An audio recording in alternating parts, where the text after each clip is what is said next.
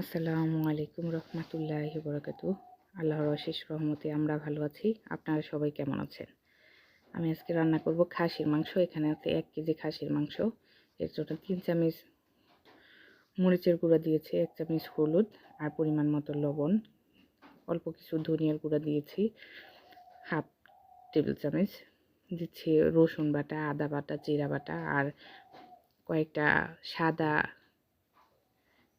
এলাচ বেটে দিয়েছি, কয়েকটা আমানও দিচ্ছি। আমি আজকে হাতে মেখে রান্না করব। দিয়ে দিচ্ছি পেঁয়াজ কুচি।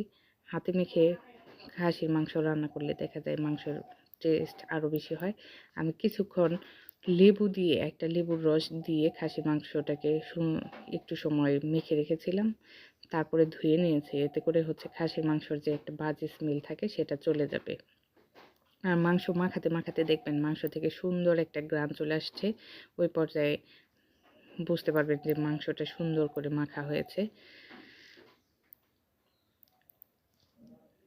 দেখেন বাহিরে চুলায় রান্না করতে আসছি, আর আজকে আমাদের প্রথম বাহিরে চুলায় রান্না করা হচ্ছে। মাটি একেবারে ফেটে চৌচির অবস্থায়। এরকম খোলামেলা পরিবেশে রান্না করার মজা আলাদা। দেখেন কি সুন্দর করে ঘুঘু পাখি ডাকতেছে, অসংখ্য পাখি আশেপাশে উঠতেছে, নানান ধরনের শব্দ করতেছে। আপনি যত বেশি প্রকৃতির কাছাকাছি থাকবেন দেখবেন আপনার মন তত ফ্রেশ থাকবে, ভালো থাকবে। মাংস থেকে যাতে একটু গন্ধ না আসে এজন্য আমি এখন আবার আরেকটি লেবুর রস দিয়ে দিচ্ছি। এর আগে যেটা দিয়েছিলাম সেটা তো ধুয়ে ফেলে দিছি, যাতে গন্ধ চলে যায়। তাও যদি একটু একটু থাকে সেটাও যেন না থাকে, এর জন্য আমি আরেকটা লেবু নিয়েছি, সেটার রসও দিয়ে দিচ্ছি। একটা লেবুর রস সম্পূর্ণ দিচ্ছি যাতে কোনো ধরনের গন্ধ না আসে। মাংসটা সুন্দর করে এখন কষিয়ে নিচ্ছি।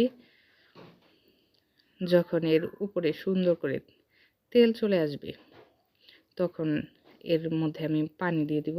এই যে মাংসটা কষানো হয়ে গেছে। এখন আমি এতে কিছুটা ঝোল দিয়ে দিব যাতে মাংসটা না লেগে যায় কড়াইয়ের সাথে। রান্না করতেছে শাকিল। শাকিল আসলে রান্না করে কিন্তু ভয়েস দেয় না। ও ভিডিওতে কোনো ধরনের কথা বলে না, একেবারে বোবা মানুষের মতো থাকে। তার জন্য হচ্ছে আমাকে ভয়েস দিতে হচ্ছে। এই তরকারিতে ঝোল দিয়ে দিচ্ছি।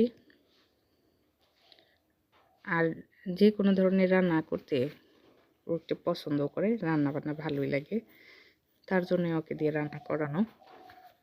দেখেন আয়াত চলে আসছে, সেও রান্না করতে চায়। সে বারবার বলবে একটু মরিচ দাও, একটু তেল দাও, একটু লবণ দাও, আর একটু দাও। সে সবসময় সব কাজে সাহায্য করতে চায়। আমাদের এই যে রান্না প্রায় ডান। ভালো থাকেন সবাই। আল্লাহ হাফেজ।